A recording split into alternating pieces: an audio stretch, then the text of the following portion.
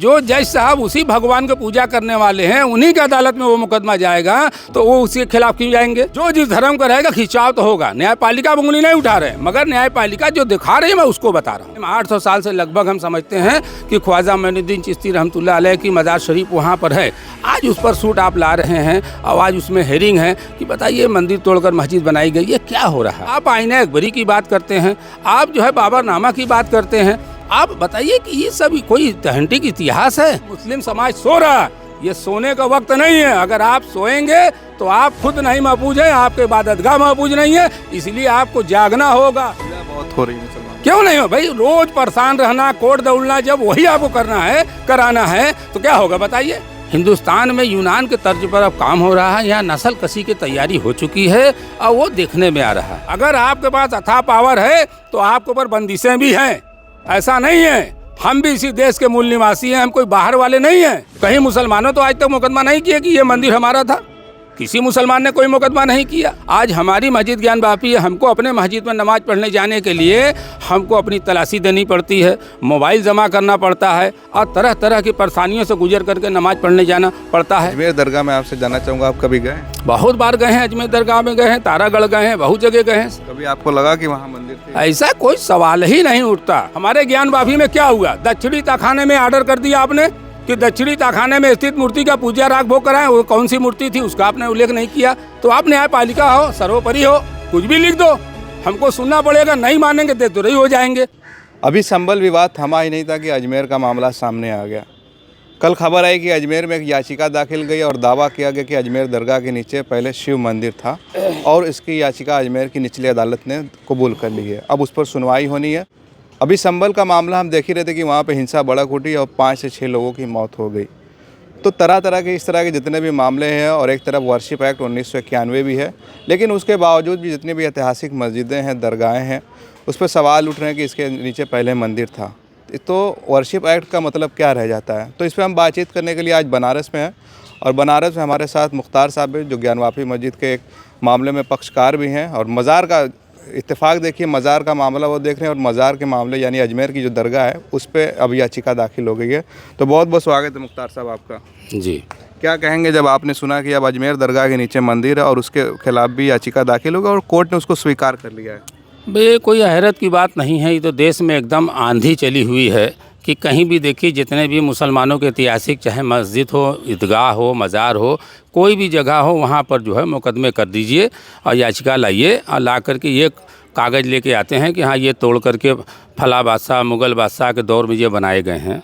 तो इस तरह की बात चलाई जा रही है जो कि एकदम निहायत ही गलत तरीका ये अपनाया गया है, क्योंकि संविधान ने सबको अधिकार दिया है कि सभी धर्म के लोग अपने अपने धर्म के अनुसार अपने अपना आज़ादी से अपना अपना धर्म का पालन करें और हिंदुस्तान में रहें और देश के राष्ट्रीय एकता और अखंडता को बना करके देश का विकास करने में सहयोग करें। ये स्थिति होनी चाहिए, मगर इसी के बिल्कुल उलट काम हो रहा है। न्यायपालिका के ऊपर कोई सवाल कोई नहीं उठा सकता जी, क्योंकि versus act, places of versus act 91 में आया कि 15 अगस्त सन 47 के रात्रि 12 बजे के बाद जिसका जो स्वरूप है वही रहेगा, बदला नहीं जाएगा। बावजूद इसके कि उस मामले में आज तक कई याचिकाएं सुप्रीम कोर्ट में पड़ी हुई हैं, तो हमारा ये मानना है कि सुप्रीम कोर्ट को इस पर संज्ञान लेना चाहिए था। अगर वह प्लेसेस वर्सिस ऑफ एक्ट जो है विधायिका ने बनाया और अगर उसको नहीं चलना चाहिए तो सुप्रीम कोर्ट को उनको निरस्त कर देना चाहिए। अब वर्सिस एक्ट भी बना हुआ है और रोज़ाना मुकदमे भी आ रहे हैं, तो दोनों साथ साथ कैसे चलेंगे?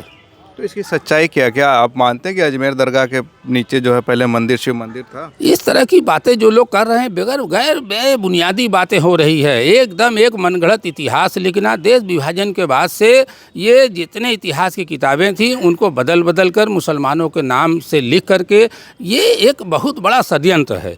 हिंदुस्तान में यूनान के तर्ज पर अब काम हो रहा है, यहाँ नस्ल कसी की तैयारी हो चुकी है और वो देखने में आ रहा है कि मुसलमानों को रोज़गार से मारिए, मुसलमानों को कारोबार से मारिए, हर तरह से मारिए, उनकी बहन बेटियां सुरक्षित नहीं हैं, उनके कोई इबादत गाहें सुरक्षित नहीं हैं और देश के बड़े बड़े संगठन के मुसलमान खाली बैठ के रैली कर रहे हैं तो कहीं जलसे कर रहे हैं। और इस पर एक मत हो के पूरे देश के मुसलमानों को चाहिए कि एक मत हो के एक राय पास करना चाहिए और एक कानून पास करके अपने आपस में विचार विमर्श करके राष्ट्रपति से मिलना चाहिए, प्रधानमंत्री से मिलना चाहिए, सुप्रीम कोर्ट के उच्च जजों से मिल करके इस मामले पर विचार विमर्श करना चाहिए। और आपको अब खड़ा होना होगा, आपको लड़ने की ज़रूरत नहीं है। कानून ने हमें अधिकार दिया है, हम कानून के तहत अपनी बात करेंगे और अपनी लड़ाई लड़ेंगे और उग्र होने की कोई आवश्यकता नहीं है। जैसा कि आपने देखा संभल की क्या स्थिति हुई, तो एक दिन में मुकदमे दायर होते हैं, उसी दिन सुनवाई होती है, प्रतिवादी कोई ज़रूरत नहीं है और उसी दिन कमीशन की कार्रवाई का आदेश भी हो जाता है।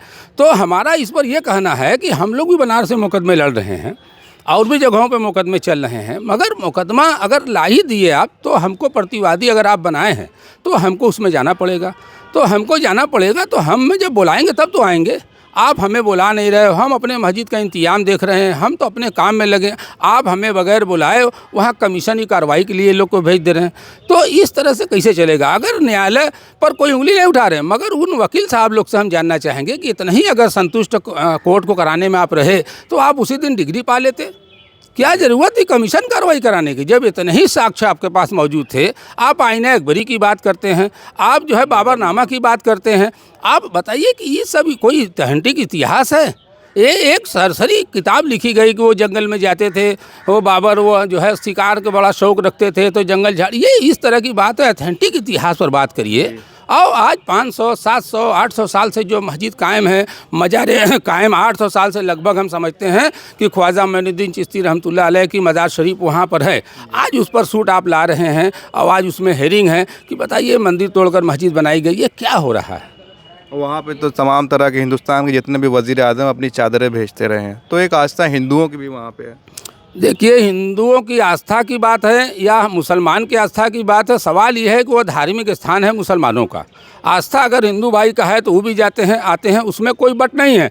बट यहाँ है कि जो कुछ तथाकथित लोग हैं, जो तथाकथित कुछ वकील हैं, इनको यही का व्यापार करना है और पूरे देश में खलफसाद मचाना है और उनके ऊपर पूरे सरकारों का है, चाहे राज्य सरकार रहे हों या केंद्र सरकार, सबका सह प्राप्त है। अगर सह प्राप्त नहीं है तो हमें कोई बताएं कि वर्षिस एक्ट के लागू होते हुए किस तरह से न्यायालय उनका सूट एडमिट कर रहा है।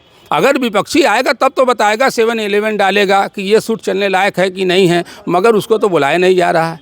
एक दिन में सारे कार्यक्रम आप बढ़ा रहे हो, एकदम हर जिले, बनारस में देखिए, जौनपुर देखिए, आप जो है संभल में देख लीजिए, अभी ताया अभी देखिए, मथुरा में देख लीजिए, अजमेर अरे भाई एक नहीं 1000 होंगे हो, उससे हमारा मतलब नहीं है। कोई किसी को सूट लाने से कोई किसी को रोक नहीं सकता। सवाल है कि न्यायपालिका को भी इस पर गंभीरतापूर्वक विचार करना चाहिए कि इतने सेंसिटिव मैटर में आप एक दिन में ही सारा प्रक्रिया चला रहे हैं। बताइए क्या अंजाम हुआ संभल में? निचली अदालतों पर भी लोग सवाल उठा रहे हैं। अभी राम गोपाल यादव जो राज्यसभा सांसद हैं उत्तर प्रदेश समाजवादी पार्टी से, उन्होंने कहा कि निचली अदालतों के जो जज है वो इस तरह के फैसले दे रहे हैं, ये सही नहीं है। भाई निचली अदालत के न्यायालय के जो न्यायपालिका से संबंधित मामला है, जो हमारे संविधान के अधिकार में आता है, तो हम न्यायपालिका पे कोई उंगली नहीं उठा सकते। मगर न्यायपालिका को खुद गौर करना चाहिए कि अगर अथाह पावर न्यायपालिका के पास है तो कुछ बंदिशें भी हैं साथ ही साथ। ऐसा नहीं है कि न्यायपालिका जो चाहे वो कर ले हो जाएगा। आज तो यही देखने में आ रहा है कि जो हमारे बनारस में देख लीजिए, एसआई की जांच का आदेश होता है और आज ही 2 बजे कापी निकलती है, शाम को एसआई आ जाती है। अरे भाई नियम कहीं फॉलो हो ही नहीं रहा। न्यायपालिका क्या गौर कर रही है? हमें बताएं कि जब भी सीपीसी के अंदर ये लिखा है कि नियम 26 रूल 15 में वादी द्वारा कोई भी जांच कराया जाएगा तो उसका शुल्क जमा किया जाएगा। बनारस से लेकर हिंदुस्तान में जितने भी मुकदमे इस टाइप के चल रहे हैं, किसी में भी पैसा नहीं जमा कराएंगे। तो बताइए, न्यायपालिका का पहले पावर है, न्यायपालिका का आदेश है, उसको फॉलो करना है। बहुत प्रयास इन लोगों ने किया कि बनारस का माहौल भी ख़राब किया जाए, मगर यहाँ के लोग, यहाँ के अंजुमन बहुत सूझबूझ से काम लिए और उसमें कुछ नौजवान नाराज़ हुए कि अंजुमन के लोग तत्परता नहीं दिखा रहे हैं। मगर गंभीरता से हर चीज़ को सोचना चाहिए। वहाँ भी जो इन लोगों ने किया, और ये उत्साहपूर्वक, और सबसे बड़ी गलत काम ये है कि आप जा रहे थे एसआई कमीशन के कमीशन की जाँच में। आप कमीशन की जांच में नारा लगाते हुए जाएंगे तो दूसरे वर्ग के लोग तो भड़केंगे ही। तो ये काम भड़काने का तो आपने किया, वहाँ के लोगों को दोषी क्यों कहें? अगर आप शांतिपूर्वक जी जाते, जिस तरह से पहले दिन आपने किया, उसी दिन दूसरे दिन भी करते, तो आज इतने जाने, इतने बवाल, इतना न होता। आज वर्तमान में उत्तर प्रदेश की सरकार इतनी सख्त कार्रवाई चला रही है, बावजूद इसके कि वह मंदिर के पक्ष में रहते हैं। इसमें कोई दो बट नहीं है। 12 हम बिल्कुल फैक्ट कहते हैं कि वो है रहें, मगर न्यायपालिका तो अपने काम अपनी जिम्मेदारी से कर रही है। मगर कहीं कहीं हमको लगता है कि वादी लोग न्यायालय को कन्विंस करने में कामयाब हो जा रहे हैं और न्यायालय उनके बातों पर कन्विंस हो रही है। इस पर उनको गंभीरतापूर्वक विचार करना चाहिए और सर्वोच्च न्यायालय को इस पर विचार करके इस मामले को उठाना देखना चाहिए कि आखिर रोज़ाना एक नए सूट लाया जा रहा है। कहीं मुसलमानों तो आज तक मुकदमा नहीं किया कि ये मंदिर हमारा था, किसी मुसलमान ने कोई मुकदमा नहीं किया। तो आज वक्फ बोर्ड के अमेंडमेंट के नाम पर, हर एंगल पर, वक्फ के नाम पर, मदरसा बोर्ड के नाम पर मुसलमानों के हर स्तर पर परेशान किया था। ऐसी स्थिति में आम मुसलमान अभी क्या सोच रहा है, क्या महसूस कर रहा है, क्या खुद को असहाय महसूस कर रहा है? एकदम 101% असहाय महसूस कर रहा है, क्योंकि हमारा नेतृत्व कोई नहीं कर रहा। हमारे नेतृत्व के लिए हमारे जो बड़े बड़े राष्ट्रीय संगठन हैं, ये लोग खुद आपस में मतभेद रखे हैं, एक मत नहीं है। इन लोगों को चाहिए कि पूरे देश का एक मीटिंग जुटाएं और उस पर मशवरा करें कि ये जो आ रहा है इस पर कौन सा विचार किया जाए, दूसरा संभल का घटना न घटे। जो हो गया, दूसरा नहीं घटना चाहिए। और पूरे जो भी घटनाएं में जो उनके भी बाल बच्चे मारे गए, हमारी संवेदना उनके साथ है कि वो उनको अल्लाह ताला सब्र दे, क्योंकि ये जो हुआ वो मासूम मारे गए और बिल्कुल मस्जिद के लिए बोले हैं तो उनको हम शहीद मानेंगे। हाँ, जिन लोगों ने ये किया है या कोई पुलिस वाले भी मारे गए तो वो भी शहीद हो गए, उसमें ऐसा नहीं है। मगर ये घटना किसने कराई, इसकी राष्ट्रीय स्तर पर सुप्रीम कोर्ट के एक उच्च कमेटी गठित करके इसकी जांच करानी चाहिए कि इसके पीछे कौन है। आप जांच कराएंगे तो खुल के सामने, मुझे उम्मीद है कि आप जांच कराएंगे तो खुल के सामने आएगा ये कोई ना कोई षड्यंत्र है। कोर्ट तो एक बहाना है। अच्छा, बाबरी मस्जिद का जो फैसला आया था, आस्था की बुनियाद कहा गया कि हिंदुओं को दी गई, अब उसके बाद से लगातार इस तरह के मामले आ रहे हैं, तो मुसलमानों की आस्था को ठेस पहुंच रही है कि नहीं? भाई, ठेस पहुंचने की बात है कि जब बाबरी मस्जिद का फैसला आया सुप्रीम कोर्ट द्वारा, तो देश के मुसलमानों ने उसका स्वागत इस बात पर किया कि कई सौ साल मुकदमे चलने के बाद माननीय सर्वोच्च न्यायालय ने, उच्चतम न्यायालय ने इस बात का फैसला कर दिया। हमारे जो समाज के बड़े बड़े आलिम उलमा सारे लोगों ने भी बैठ करके टीवी पर डिबेट किया और कहा कि ठीक है भाई, जो न्यायालय ने फैसला किया उसका हम स्वागत करते हैं। उसमें एक बात ये थी कि सुप्रीम कोर्ट ने अपने जजमेंट में ये कहा कि इस मामले को यहीं डिसाइड कर दिया जाता है, इसको पूरे देश में नज़ीर ना बनाई जाए। मगर उसका एकदम उसी का उलट हो रहा है। हर जगह बहस में ही कहा जा रहा कि बाबरी मस्जिद के फैसले में ये आया, जबकि फैसले में आया कुछ है, बताते कुछ हैं। तो इसलिए आज ये परेशान होना मुसलमानों के लिए लाजमी है, इसलिए कि बड़े बड़े इतिहासकार वही लोग हैं, वकील वही लोग हैं, सारे चीज़ उनके मशीनरी लगी हुई है मुसलमानों को तोड़ने के लिए। ये यूनान के तर्ज पर यहाँ काम हो रहा है। नज़ीर पे एक बात मुझे याद आ रही है, अभी कल मैं खबर देख रहा था अजमेर मामले की, उस पर कहा जा रहा है कि जो ज्ञानवापी का सर्वे, अब उसको नज़ीर बना के तमाम तरह के सर्वे की अपील की जाए। हाँ, बिल्कुल कराई जाएगी। एक जगह कर लिए तो हर जगह नज़ीर उसको बनाएंगे। मगर हम न्यायपालिका की बात करेंगे, हम तो दामन न्यायपालिका का नहीं छोड़ सकते हैं। जो हमारा संवैधानिक अधिकार है हम उसको छोड़ तो नहीं सकते हैं, हम उसी तर्ज पर चलेंगे। आज हमारी मस्जिद ज्ञानवापी है, हमको अपने मस्जिद में नमाज़ पढ़ने जाने के लिए हमको अपनी तलाशी देनी पड़ती है, मोबाइल जमा करना पड़ता है और तरह तरह की परेशानियों से गुजर करके नमाज़ पढ़ने जाना पड़ता है। तो ये तरह दबाव बनाया जा रहा है कि लोग नमाज़ पढ़ने ना आवें। तो ये बहुत बड़ी साजिश पूरे हिंदुस्तान में चलाई जा रही है और ये तरह तरह के झूठे दावे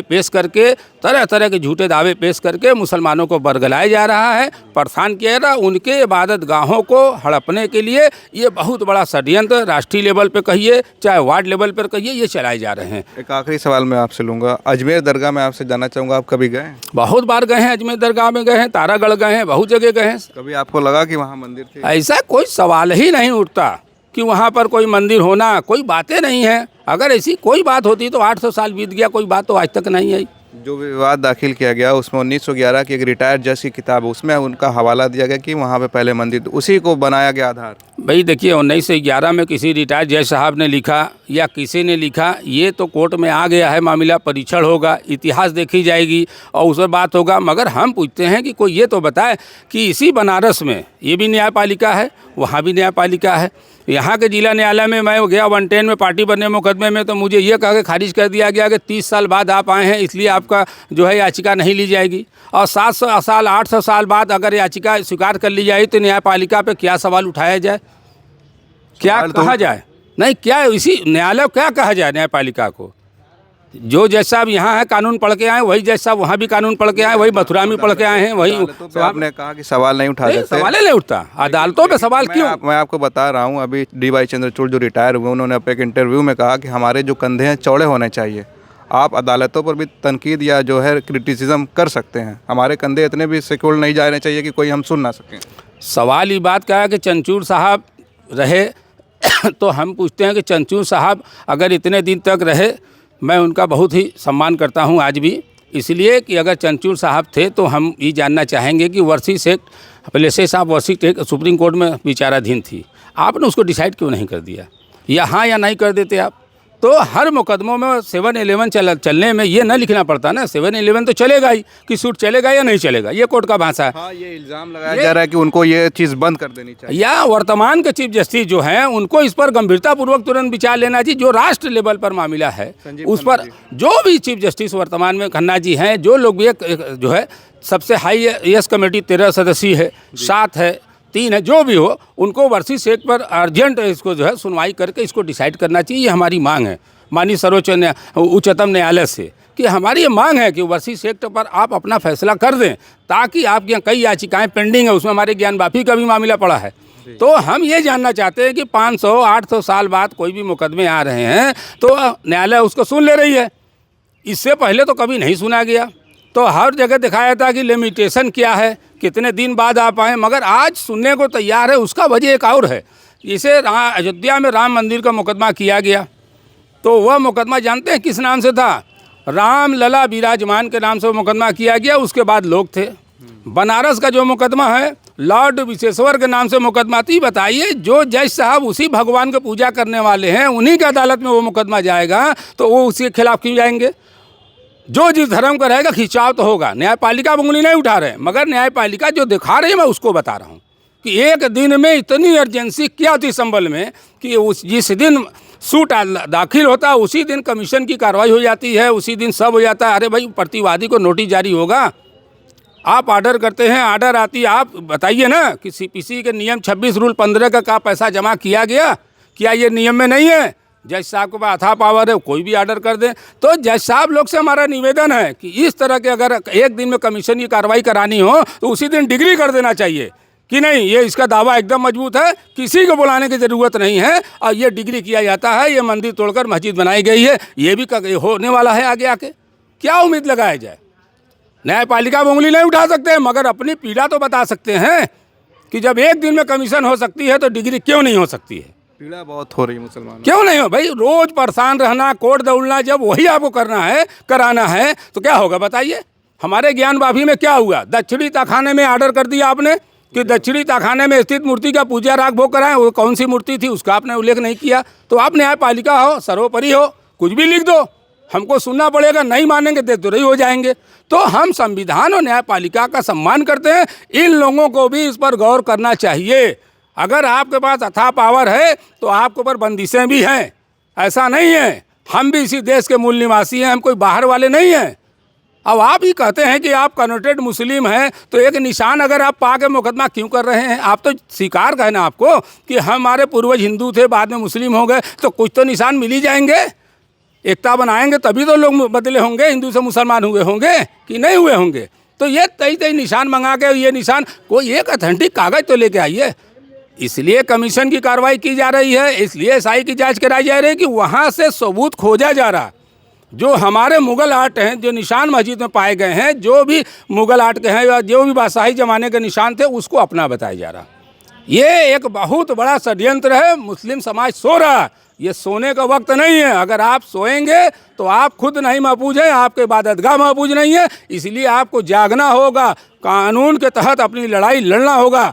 वहाँ जिले से लेकर दिल्ली तक के सुप्रीम कोर्ट तक जाना होगा, कानूनी लड़ाई लड़िए। उग्र होने की ज़रूरत नहीं है, क्योंकि सामने वाला यही चाहता है कि आप उग्र होइए। और पुलिस को उसने आगे कर दिया, कानून की बात है, न्यायालय ने ऑर्डर कर दिया, पुलिस ने फॉलो किया, आप विरोध किए और वो नारा लगाए, उनको कोई कुछ नहीं कहेगा। वो लोग गोली से मारे गए। उसके बाद क्या हुआ भैया? न्यायालय के आदेश का फॉलो किया जा रहा है, ये हो रहा है कानून। तो आप लड़ेंगे तो आपको किससे लड़ने जा रहे हैं? सरकार से आप मत लड़िए ना, आप कानून से लड़िए, चलाइए। और अपने आप को पहले मुकम्मल हुई है, साबित कदम हुई है। अगर वो अल्लाह के घर है तो आप अपने अमाल से उसको जगाइए, उस नमाज उसको आबाद करिए, मस्जिद को, और लड़ाई लड़िए, कागज़ के इंतजाम करिए। लड़ने की ज़रूरत नहीं है। लड़ेंगे आप पे तरह तरह के मुकदमे लगाए जाएंगे। क्यों कि वार्ड से लेके और राष्ट्र स्तर तक आपके विरोध के लोग खड़े हैं, पैसे से, हर चीज़ से। अब तो वकला नहीं मिल रहे हैं मुकदमा लड़ने के लिए मुसलमानों की तरफ से। अब ये स्थिति हो गई है देश की। हमने तो बार काउंसिल को लेटर भी लिखा था और उनसे आग्रह किया कि भैया मुकदमा लड़ने के लिए तो तैयार रहिए, जो न्यायालय फैसला देगी उसको तो माना जाएगा। ऐसा नहीं है कि सुप्रीम कोर्ट ने बाबरी मस्जिद का फैसला किया तो ये सिद्ध हो गया कि ये तोड़कर बनाई गई, ऐसा वो आर्डर में कहीं नहीं लिखा है। वो आस्था के बिना पे सुप्रीम कोर्ट ने फैसला किया। सुप्रीम कोर्ट के फैसले को पूरे देश के मुसलमानों ने स्वागत किया कि चलिए एक लफड़ा ख़त्म हुआ। ऐसा नहीं है, हर जगह मुकदमे चल रहे। हम लोग अपने अगान बाफी में लड़ रहे हैं, 35-34 मुकदमा अंजुमन लड़ रही है, हम भी लड़ रहे हैं, मगर हम लोग नियम न लड़ लेंगे। उग्र होने की क्या ज़रूरत है। कभी देखिए किसी दिन वहाँ फाटक लगाए जा रहे थे, लगाया जा रहा है, कभी कुछ किया जा रहा है, कभी कुछ किया जा रहा है। ये मौका हरदम खोजते हैं कि बवाल बढ़े, मुसलमान मारे जाएं, इनके कारोबार लूटे जाएं। तो ये गलती करने की हमारे मुस्लिम नौजवानों को नहीं है। गंभीरतापूर्वक अपने बड़ों की बात मान करके नियम कानून के तहत अपने मुकदमे को लड़िए और सरकार से अपनी जायज़ मांग करिए। तो क्या लग रहा है कि ये विवाद अजमेर में दाखिल हुआ यहीं थमेगा कि आगे तक जाएगा? ये थमने वाली बात कहाँ है, बढ़ेगा ये थमने वाली कहाँ। शुरुआत तो आपने किया तो सामने वाला भी तो अपनी लड़ाई लड़ेगा। आप नारा लगाओगे तो समझाते समझाते दो नारा वो भी तो लगाएगा ना। ऐसा तो नहीं है कि आप नारा लगाते लगाते करो। जैसा कि आपने देखा यहाँ कि वकील साहब जा रहे हैं झुंड लेकर के नारा लगाते हुए। आप कमीशन कार्रवाई में गए थे कि वहाँ नारा लगाने गए थे? शांतिपूर्वक पहले दिन के दूसरे दिन भी हुआ था, तो आप जान के बवाल करा रहे हो। इसी तरह वहाँ भी होगा। चलिए फ़िलहाल अपनी बात को हम यहीं रोकते हैं, बात ज़्यादा लंबी ना हो। बाकी इन सारे मामलों पर आप क्या सोचते हैं और मुख्तार साहब की बातों से आप कितना इत्तेफाक रखते हैं, अपनी राय ज़रूर कमेंट करें। हम देख रहे हैं कि बराबर इस तरह से ज्ञानवापी के बाद जो है तमाम मथुरा ईदगाह और अटाला की लखनऊ मस्जिद, उसके बाद जो है अब देखने में आ रहा है कि अजमेर की दरगाह पे ये दावा किया जा रहा है कि वहाँ पहले शिव मंदिर था। ये बड़ा ही दुर्भाग्यपूर्ण है कि वर्शिप एक्ट 1991 होने के बावजूद तमाम याचिकाएं कबूल की जा रही हैं, स्वीकार की जा रही है, उस पर सुनवाई हो रही है। अगली सुनवाई 27 दिसंबर को, उसके बाद पता चलेगा कि आगे क्या होगा। तब तक आप देखते रहिए खोज खबरिया। बनारस से मैं उबैद, बहुत बहुत शुक्रिया।